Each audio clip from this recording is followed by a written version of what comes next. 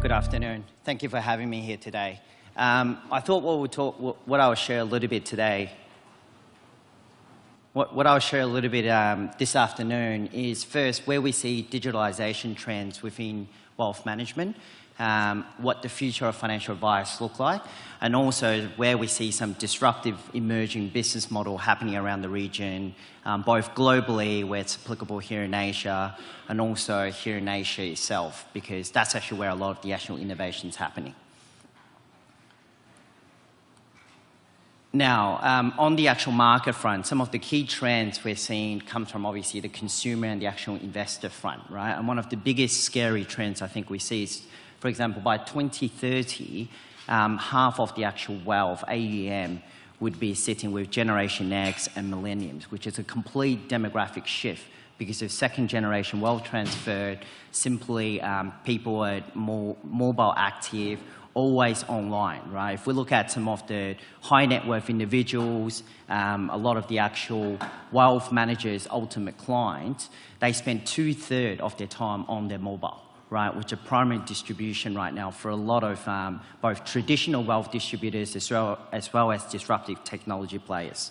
Also on the market front, we're seeing increased competition. Cost of doing business, cost of compliance are getting very, very high. Hence, there's a great role that digital could play throughout the front, middle, and back office operations.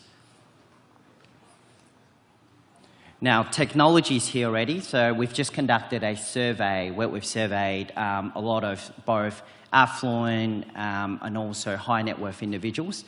And a lot of our respondents, especially in the high net worth individual space, say 67%, I'm just trying to find there, 67% are now willing to use automated advisory.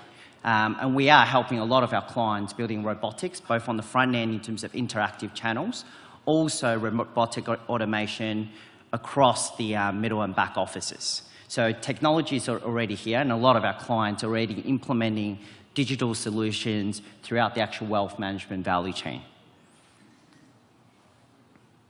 In terms of where we see the competitive landscape forming, I guess, going forward and now, is most of the actual digital innovation will probably happen around here, right? Where you're targeting lower ticket size, mass population, mass affluent.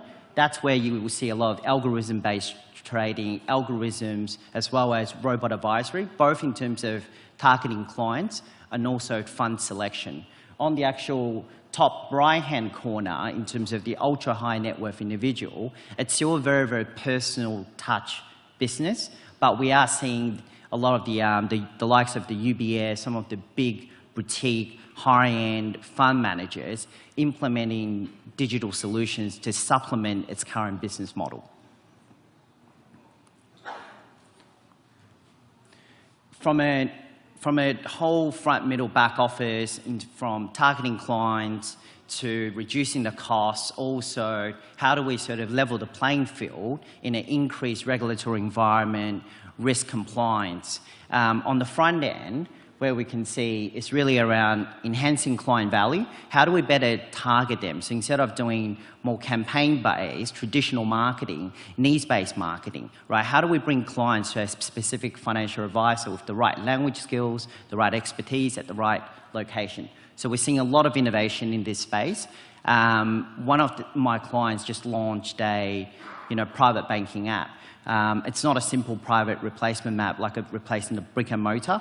But what it actually does is it pulls a tremendous amount of customer analytic data, and before you even log on to the app, and you basically point to a specific financial advisor when you want to see them, and coupled with interactive chat channels, 24-hour servicing, so you can make an inquiry about certain product you want to buy in the market, what type of high net worth, in terms of your career model. It's all very interactive. Basically, a physical, qualified, relationship banker or a product specialist that sits on the back end and will chat to you interactively, which basically reduces your onboarding process.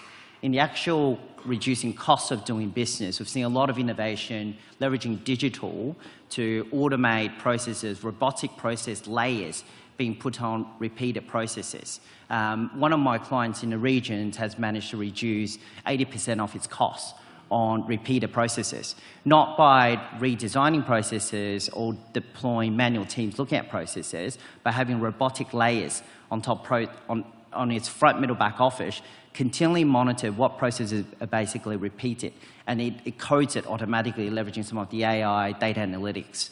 And we're seeing sort of cost reductions of up to 40 to 50%, especially from a client onboarding, manual account opening, all the way into the back end, straight through processing, so you're actually sharing all the information you've actually collected. So there is a lot of innovation happening. On the back office side, it used to be outsourcing, but right now we've obviously got a lot of robots that's being built. We've seen cost reductions of up to about 15 to 20%. So it's worked out quite good for wealth managers that's already got scale, but business models which basically they're not trying to completely transform. In terms of where do we see the future of digital advice, by 2020, we expect digital advice in terms of pure AUM figures to grow 250 times, right? Right now it's close to 0.1. We see it as probably being 8 trillion, right? It's not a lot of money compared to the overall AUM sitting globally or within Asia, but from an exponential growth perspective, it's a tremendous growth. And a lot of our clients are already preparing to do that. In terms of where we see the lay of the land in the future, we spoke a little bit about the traditional players leveraging digital as a competitive advantage or transforming its business model. But increasingly, there's a lot of examples, and fintech is here, right? There's tremendous fintech investment across Asia.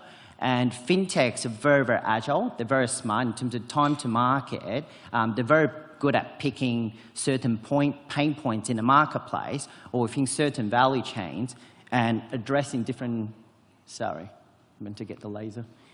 Addressing different pain points, right? So if we look at, for example, I'll talk to some of these examples a bit later, but picking out from anywhere from targeting a client all the way into the back office, they're selecting very, very specific value chain pain points and innovating solutions and actually working with a lot of fund managers, right? So a lot of wealth managers, hedge funds, fund managers now, they want to actually open up the architecture. They want to open up the current, they want to run the Apple model, right? They want to open relationship up with different partners, fintech players, and say, look, I've got a problem here. How do you make it either quicker, or how do we can share, common customer data point so we can all make money? So fintech players actually here, but what we see in the marketplace, apart from some of the really, really disruptive models, such as Ant Financial, which I'll speak to a little bit about later, and also some of the Alibaba models, they're right now addressing point solution, but they will get very big.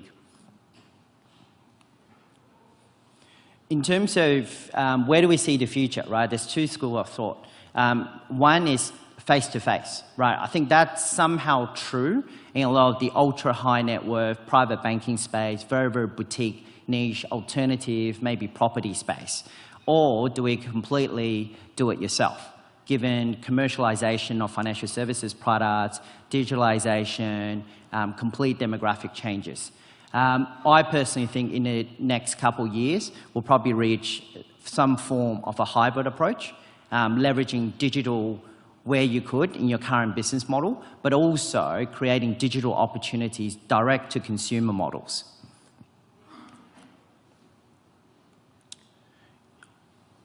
I thought I'll share some of the global case studies, right? So on the mass and mass affluent space, we've got examples such as Betterman, Interactive Brokers. I'll talk through some of these individually, where on the high net worth individual, ultra high network space, we can talk about some of the innovations the traditional players are actually working on, such as Credit Suisse, UBS. They are investing heavily in digital, but not completely disruptive go-to-market models, where in the mass affluent space, lower ticket size, volume, it's the China model, right? Let's make $10 of everybody as opposed to $2 million of one individual. We've seen a lot of innovation in this space. First up, so Interactive Brokers, we probably all know. Interactive Brokers been around for a long time. They started as a pure technology platform targeting very sophisticated investors, super fancy hardware, T+0 trading. In terms of, you can pretty much trade any asset class, any products you can think of across any type of market.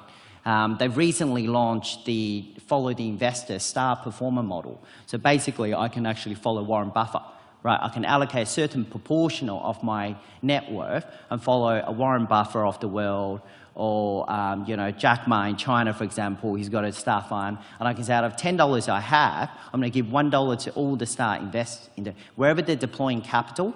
I'm going to follow, right? So it's actually become quite interactive, and they're about to launch a very, very interactive channel where you can actually talk to financial advisors offline, right, 24/7 when you want to, as opposed to calling your relationship manager or your private bank or specific fund manager, make an appointment. If you look at the average shelf life, for example, in China, in terms of fund selection, it's 3 to 6 months. What that means is, new products are being launched real time, right? Business models being disrupted on a daily basis. So it's all about accessibility. It needs to be very, very interactive, and time to market needs to be very, very quick.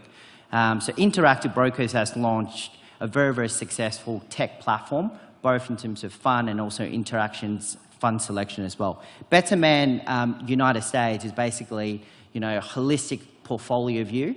A lot of players are doing it in the marketplace, but they've done very well because they've been very, very focused in terms of the market they want to target, and also in terms of the certain clienteles and asset classes they want to launch. Not doing completely everything, but very, very focused. Credit Suisse, on the other hand, has launched the private banking app. So it's more of a bolt-on on its traditional banking model. But what it has done very successfully is migrated a lot of the actual customers of the traditional brick and mortar and considerably reduced the cost to serve. Right? So I no longer need to see my private banker. I can get onto an app, have interactive chats, I can manage my portfolio, I can see it real time, I can see if I have discretionary mandates, what my advisor is actually doing. So what Credit Suisse has done quite successfully in that aspect is mainly reduce the actual cost to serve.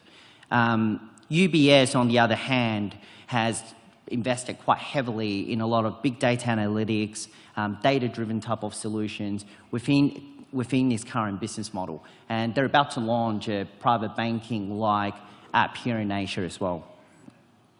Where we see a lot of the actual more niche emerging business models here in Asia, right? So Number 8 Securities was launched in 2011. It's a mobile trading platform on very, very standardized, high volume, simple products like ETF, mutual funds, right? And if we look at by 2015, it's got an AUM size of $8 million US. It's not a lot, but in terms of time to market, it's very, very quick. And everything's very, very mobile friendly. And they've actually partnered with a lot of gaming, mobility users on the actual user experience side. Where Dragon Wealth, on the other aspect, traditionally we sell a lot of product through word of mouth. So what they've done is launch an integrated platform, very, very much looking at what your peers are buying, right? So if I work for a fund manager, you work for a fund manager, we can all be part of the same group, and I can recommend you funds, right? I've made money on a daily trade, 3%, you should buy it. So they do leverage a lot of the human element in terms of building communities and society, and recommend that within the actual circle. And now obviously we've got Lufax, which is a very, very disruptive model. They've launched in China a couple of years ago by acquiring the right to play of a traditional fund manager, but its right to play is actually Ping An Group, the biggest, one of the biggest insurance companies in China, who has, over the last 8 years, invested heavily into client stickiness, understanding the client, not just within the insurance space, but outside, across the entire ecosystem. So its platform basically analyzes throughout the whole ecosystem, client interaction, their journey, when did they need to buy the first house, when did they need to start putting money away for savings product, when do they need to send their kids to school. So it's been a very successful model in China, but a lot of it's actually due to the actual mutual fund market. On the other hand, you've got players like Ant Financial, completely disruptive, right? It's the Alibaba platform, very, very transactional driven. Over the last couple of years, they've gone and acquired all sorts of tech players, and they've now pretty much owns the whole entire ecosystem in China for financial services. And if you look at their focus over the next 10 years is international expansion, because obviously that's where they see sort of the next logical step. They've hired a lot of very, very sophisticated bankers to make, of course the expansion will need to come from M&A, but more importantly, what they want to do is replicate what they've done in China, which is studying consumers, investors, studying the entire ecosystem. Ecosystems are expensive to build, but what they've done very well is understand which part of the ecosystem we can actually go niche. And that's the model they sort of want to take internationally as well.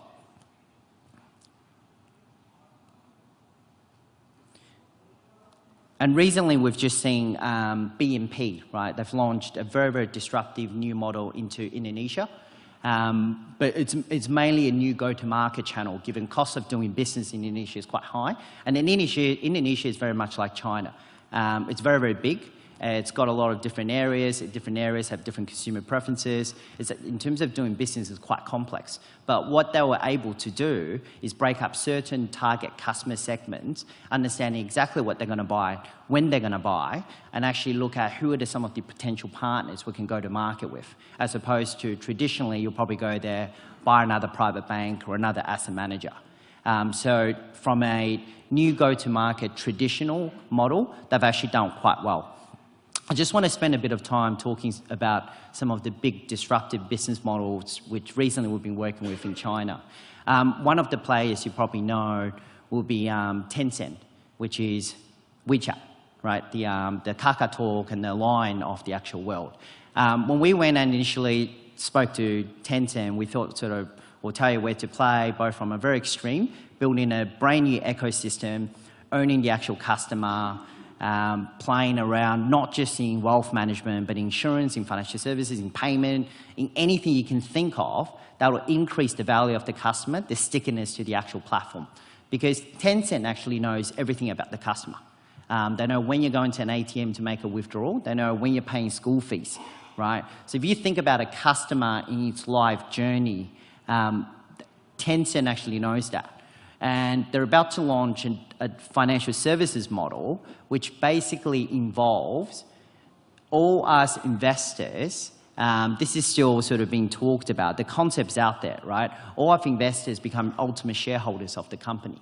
So what that means is if we bring people onto the platform, not just from a wealth management, perhaps buying insurance products and other banking products, we all become shareholders of the company. Word of mouth, very, very powerful.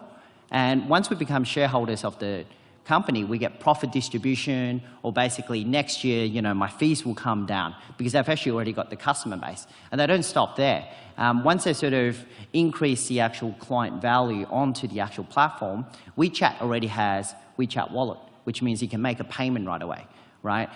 They've already got a lot of products which they sell through the platform where you can actually scan the QR code and then, you know, a piece of cow will get shipped from Australia into China. Once it gets into China, you'll enter some additional data, or collect the actual data, and then we'll try and cross-sell you maybe an insurance policy or a wealth management product. So they actually have the ecosystem. It's already within the platform, and it's actually going to be quite disruptive if they build it. Because the only thing they really need to do is win the right to play, which is a couple licenses, and they will run an open architecture in terms of fund distribution. So they'll give the specs to different fund managers and say, look, we understand what our clients want, what our customers want, what the specific segment propositions are. Now go and manufacture the product. And from a back-end payments, everything, it's already there, right? So they're really thinking about wealth management in managing, not just selling a product to you, but managing your entire wealth throughout your entire life. That's what they've been doing a lot of the actual modeling on. On the other hand, we've also been working on a lot of JVs with another disruptor, which is the Google of the world, Baidu. Right, if you think about Baidu, they have a very, very different value proposition to Tencent.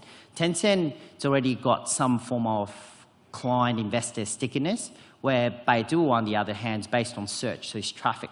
right? It's not sticky, but what they're able to do, they realize, fine, if we can't compete in terms of having more consumer data than everybody else, but through our Beidou map, we understand where people are going on the day-to-day. We can leverage GPS technology. They've got telecommunication companies which partner with them, which means, you know, I know exactly what point in time, what you're actually doing. So they're generating a lot of data from a consumer, what you're doing throughout your life.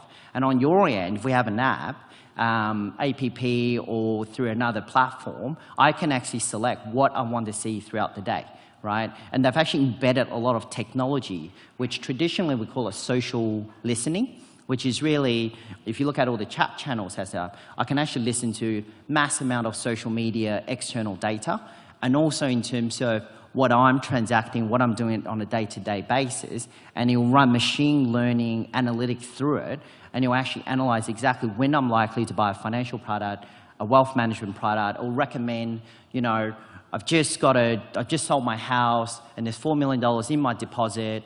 I know that data, and I'm like, look, Johnson, you probably don't know what you're going to do with that money over the next 2 weeks, but I'm going to recommend a mutual fund product that will return you 8% over 2 weeks. Do you want to buy? So they're really taking a leap in taking it from a consumer standpoint, but looking at the entire ecosystem, not just from a financial product. So I've touched a little bit about the different examples. Where do we actually see the future in terms of wealth management, right? We spoke a little bit about we don't see it's going to be completely do-it-yourself. It's not going to be completely face-to-face. So what a lot of my clients across Asia thinking about it is how do we be disruptive? How do we partner with players in the marketplace that will add value to the current business model? Because to be honest, you still got to stick to what you're good at in terms of where to play, how to win. You got to be very, very clear on that. Once you're clear on where to play, how to win, it's simply looking at what capabilities I need to build. Traditionally, a lot of people build capabilities from within, or strategically go and buying a company addressing some point positions. But if you look at some of the leading financial institutions, what they have done is they've opened up their house, right? They run an Apple model. So basically, you can come in, code, launch apps, target the current customers that uses my platform. So a lot of the actual examples I've given is a combination of sort of traditional financial giants and partnering perhaps with internet giants, internet tech giants, or just some of the fintech players. The key success factor in this model, based on some of our experiences, is if it starts sort of here within the traditional financial giant, the pace of work and the culture working with some of the startups and fintechs is very, very different. Right? If you think about it, within a traditional financial institution, to get the shareholders agreed, working legacy infrastructure, IT, governance structure, culture, a lot of the actual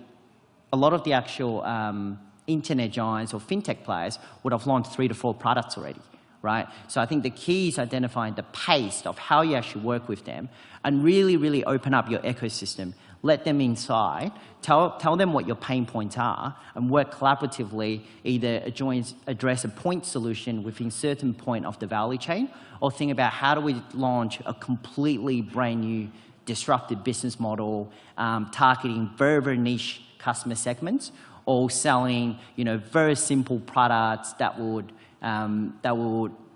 basically a lot of the mass affluent, the Generation X, some of the millenniums will basically immediately hold on to. And it is an evolution. But we have seen a lot of financial institutions being quite successful in doing that, hiring people from the likes of the Google, you know, give them the autonomy, the control, the decision power, but obviously coupling that with someone that works within the financial institution, understands the culture, understands how to get the ball moving, understands how to actually secure board commitment. So that's a model that we see sort of moving forward.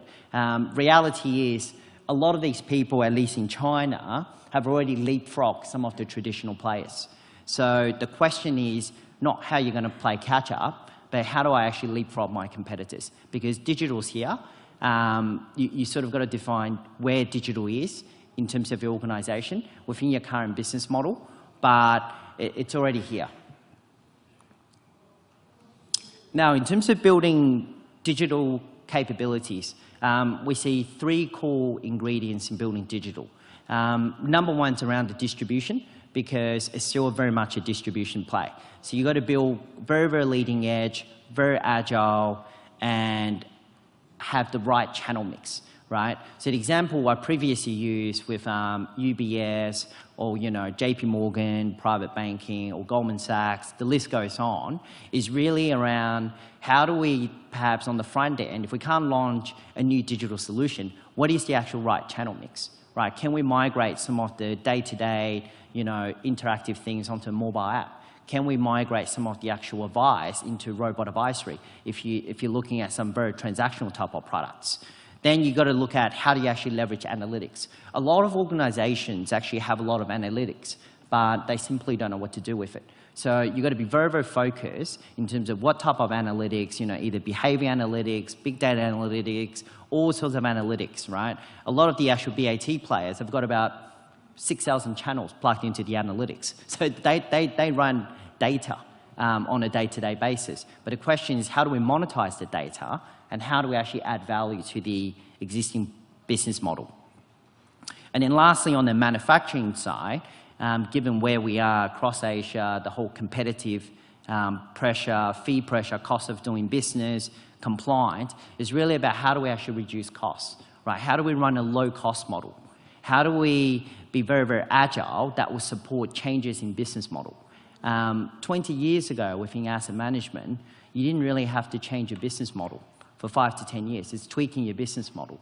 But in this day and age, we've seen business model being disrupted overnight, right? So how do you keep up with the competition? How do you meet market demand? Ultimately, how do you meet your investor and consumer demand? So on the manufacturing end, it's about building very, very agile, middle and back office functionality that can plug and play into either your distribution or some of your fund distribution.